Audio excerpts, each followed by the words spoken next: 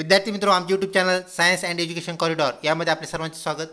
BEd CET 2023 या अनुषंगाने आपण व्हिडिओ पाहत आहोत। विद्यार्थी मित्रों, 24 एप्रिल सकाळ 9 वाजता म्हणजेच पहिले जे सत्र आहे, ज्याला आपण प्रथम सत्र सकाळचे सत्र असं म्हणतो, त्या सत्रामध्ये विचारण्यात आलेले जे प्रश्न आहेत ते प्रश्न आपण या व्हिडिओमध्ये पाहणार आहोत। तत्पूर्वी विद्यार्थी मित्रों, आपण जर आमच्या चॅनलवरती नवीन असाल तर कृपया चॅनलला सबस्क्राईब करा व व्हिडिओ आवडल्यास नक्कीच आपल्या मित्रपरिवारामध्ये शेअर करा, जेणेकरून त्यांना ह्या प्रश्नांचा आपल्या आगामी पेपरमध्ये म्हणजेच 25 तारखेच्या पेपरमध्ये फायदा होईल, लाभ होईल। तर विद्यार्थी मित्रों, चला पाहूया 24 तारखेच्या सकाळच्या सत्रामध्ये विचारण्यात आलेला पहिला प्रश्न। विद्यार्थी मित्रों, कोणत्या वायूस हास्यवायू असे म्हणतात? तर विद्यार्थी मित्रों, हास्यवायू ज्याला आपण इंग्रजीमध्ये लाफिंग गॅस असं म्हणतो, तर कोणत्या वायूला लाफिंग गॅस म्हणतात असा हा प्रश्न होता। विद्यार्थी मित्रों, नायट्रस ऑक्साईड हा जो वायू आहे त्याला आपण लाफिंग वायू, लाफिंग गॅस म्हणजेच हास्यवायू असं म्हणत असतो। म्हणजे विद्यार्थी मित्रों, हा वायू चुकून जरी आपल्या श्वसनामध्ये गेला तर आपल्याला हसायला होते आणि आपण हसतच राहतो, यामुळे आपण त्याला हास्यवायू असे म्हणतो। तर नायट्रस ऑक्साईड याचं करेक्ट उत्तर होय। विद्यार्थी मित्रों, आपण प्रॅक्टिस पेपर जे घेतले त्यामधून विचारण्यात आलेले जे प्रश्न आहेत त्यापैकी माझे सत्याचे प्रयोग हे पुस्तक कोणी लिहिले हा प्रश्न विचारण्यात आला होता आजच्या सकाळच्या सत्रामध्ये। तर विद्यार्थी मित्रों, त्याचं उत्तर आहे महात्मा गांधी। तर महात्मा गांधीचे आत्मचरित्र ज्याला आपण ऑटोबायोग्राफी असं म्हणत असतो, तर विद्यार्थी मित्रों, त्यांची ऑटोबायोग्राफी ही माझे सत्याचे प्रयोग ही होय। तर विद्यार्थी मित्रों, महात्मा गांधी हे करेक्ट उत्तर। तर अशा प्रकारे पुस्तक व लेखक या घटकातून प्रश्न येत असतात, हे आपण यापूर्वीच सांगितलेलं आहे। विद्यार्थी मित्रों, तर 2 प्रश्न सकाळच्या सत्रामध्ये आजच्या पुस्तक व लेखक यावरती विचारण्यात आले होते विद्यार्थी मित्रों, त्यापैकी हा पहिला प्रश्न होता पुस्तकावर आधारित। त्यानंतर विद्यार्थी मित्रों, पुढचा प्रश्न जो आज सकाळी विचारण्यात आला होता तो म्हणजेच ध्वनीची तीव्रता मोजण्याचे एकक कोणते? तर विद्यार्थी मित्रों, इंटेन्सिटी ऑफ साऊंड आपण ज्याला म्हणत असतो ते मोजण्याचे एकक कोणते? तर डेसिबल, जे आपण स्मॉल डी आणि कॅपिटल बी ह्या अक्षराने लिहित असतो। जनरली विद्यार्थी मित्रों, आपण कुठलेही एकक हे कॅपिटल अक्षराने सुरू करत असतो आणि स्मॉल अक्षराने संपवत असतो। फक्त डेसिबलमध्ये DB असं एकमेव एकक आहे ज्याची सुरुवात स्मॉल लेटरने होते आणि कॅपिटल लेटरने एंड होतो। तर ध्वनीची तीव्रता मोजण्याचे एकक जे आहे ते डेसिबल हे होय। पुन्हा एक प्रश्न विद्यार्थी मित्रों, जो की आपल्या प्रश्नावलीतून आलेला आहे, तर जनगण मन हे गीत कोणी लिहिले? तर विद्यार्थी मित्रों, याचं करेक्ट उत्तर आहे रवींद्रनाथ टागोर, आणि हे गीत म्हणजेच विद्यार्थी मित्रों आपले राष्ट्रगीत होय। तसेच विद्यार्थी मित्रों, आपल्यास माहीत आहे की कालच्या सायंकाळच्या सत्रामध्ये म्हणजे 23 तारखेच्या सायंकाळच्या सत्रामध्ये कोणत्या भारतीयास सर्वप्रथम नोबेल पारितोषिक मिळाले असा प्रश्न विचारण्यात आला होता। विद्यार्थी मित्रों, त्यालाच पॅरल असणारा हा प्रश्न आहे। आपण कालच सांगितलं होतं की ह्या बाबी आपण लक्षात घ्या। तर रवींद्रनाथ टागोर हे करेक्ट उत्तर होय। पुढचा प्रश्न विद्यार्थी मित्रों,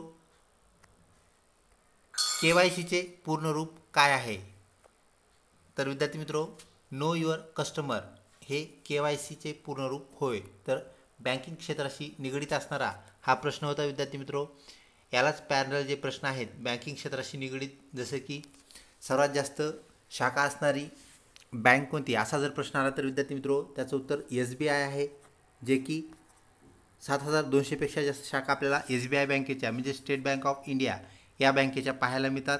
तसेच विद्यार्थी मित्रों, चालते फिरते ATM सर्वप्रथम कोणी लॉन्च केले, कोणी वितरित केले? तर ICICI जी बँक आहे विद्यार्थी मित्रों, त्या बँकेने अशा प्रकारचं ATM लॉन्च केलं। तर ह्याही बाबी आपण KYCच्या अनुषंगाने लक्षात ठेवाव्या। म्हणजे जे राहिलेले सत्र आहेत विद्यार्थी मित्रों, उद्याचे 3 सत्र म्हणजे सकाळ सत्र, दुपार सत्र व सायंकाळ सत्र, यात असे अल्टरनेट क्वेश्चन्स येतील, ही गोष्ट आपण लक्षात ठेवावी। त्यानंतर विद्यार्थी मित्रों, आजच्या सकाळच्या सत्रामध्ये पुन्हा एक प्रश्न जो विचारण्यात आला होता तो म्हणजेच पुस्तकावर, तर गुलामगिरी हे पुस्तक कोणी लिहिले? विद्यार्थी मित्रों, याचं उत्तर आहे महात्मा ज्योतिबा फुले। तर शेतकऱ्यांचा असूड, गुलामगिरी व तृतीय रत्न यासारखे नाटक महात्मा फुले यांनी लिहिले। तर विद्यार्थी मित्रों, या अनुषंगाने आपण त्याही बाबी लक्षात ठेवाव्यात।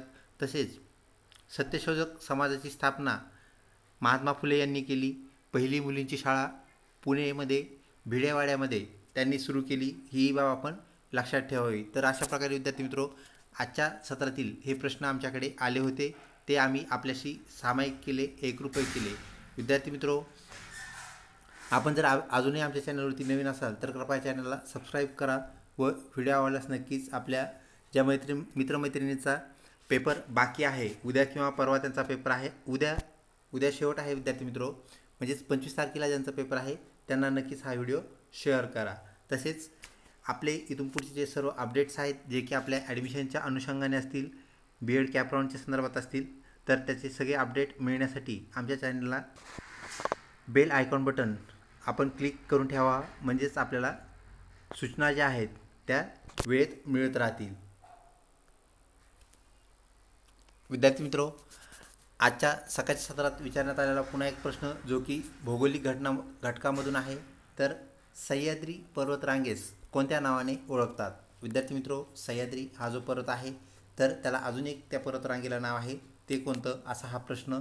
तर विद्यार्थी मित्रो, या पर्वतरांगेस आपण अरवली या नावाने ओळखतो, म्हणजे सह्याद्री पर्वताचे दुसरे नाव अरवली पर्वत रांग हे होय.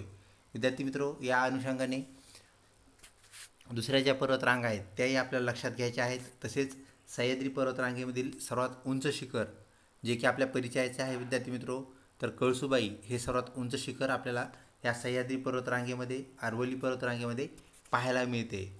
तसेच विद्यार्थी मित्रो, जगातील सर्वात उंच शिखर ही बाब आपण लक्षात ठेवावी, ते म्हणजेच माउंट एव्हरेस्ट, जे की नेपाळ या देशाच्या भूमी अंतर्गत येते. तसेच विद्यार्थी मित्रो, भारतातील सर्वात उंच शिखर जे की K2 हे आहे, तर ही बाब आपण या अनुषंगाने लक्षात ठेवावी. तर विद्यार्थी मित्रो, यालाच पॅरलल असणारे, समांतर असणारे जे प्रश्न आहेत त्यावरही आपण भर द्यावा, जेणेकरून आपल्याला आगामी आपली जी उद्याची जी परीक्षा आहे, ज्यांचा पेपर 25 तारखेला आहे, तो मग तिसऱ्या सत्रात असेल, दुसऱ्या किंवा सकाळच्या पहिल्या सत्रात असेल, तर विद्यार्थी मित्रो या अनुषंगाने आपण काय करायचं आहे, याला पॅरलल असणारे प्रश्न शोधायचे आहेत, त्यांची प्रॅक्टिस करायची आहे. विद्यार्थी मित्रो, अशा प्रकारे आजचे हे जे प्रश्न आहेत सकाळच्या सत्रामधील हे ते संपतात. लवकरच भेटूया पुढच्या सत्रातील प्रश्नासोबत.